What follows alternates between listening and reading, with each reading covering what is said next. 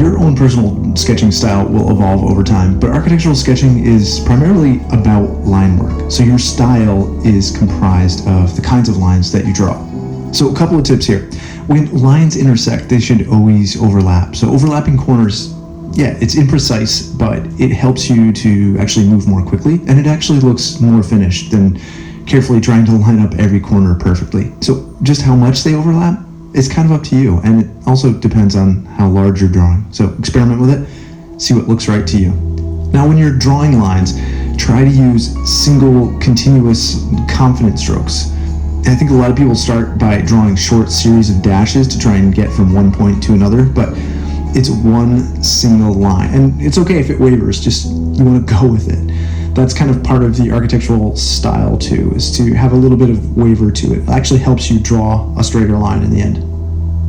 Learning to use directional hash marks, that's another important skill.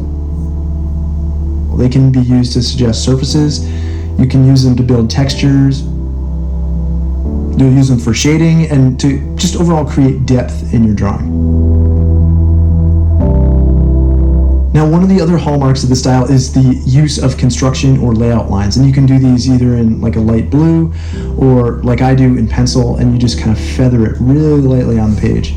They're meant to guide your drawing and set proportions, so you can use these if you're looking at sketching a building. Use these to set the basic proportions, and I'll often draw a rectangle or a square and then put an X through it or a slash through it to kind of set this proportional language. And then once you start layering all these things on top of each other, you're going to start drawing on top of your construction or layout lines. And that layering helps create this kind of loose, sketchy aesthetic that I think typifies architectural sketches.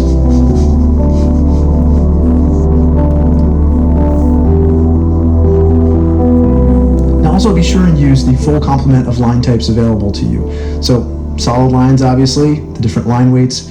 You want to use dashed lines to indicate surfaces that are above or below where you're drawing. You want to use center lines. So a center line would be like a line with a dot in the middle of it, and then another line section and another dot. Dotted lines, a whole host. So lots of options there. Again, this layering of line types and line weights helps to build this loose, sketchy aesthetic.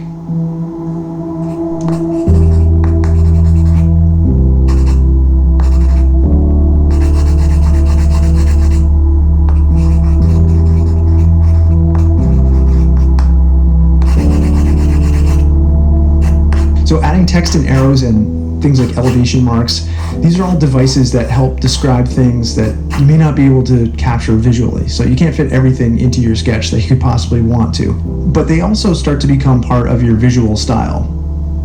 You know, one thing, if you're having trouble with your architectural lettering, one trick I've found is to just write smaller. So go smaller and smaller, make it more and more precious, and also slow it down. Write very slowly. It has this kind of tidying effect to it. And if you need to, again, use layout and construction lines to set some line heights. And then when I'm writing small, I'll make those guidelines even smaller than what I'm writing, and I'll write the letter form a little larger, and that kind of helps tidy it as well. Give that a try.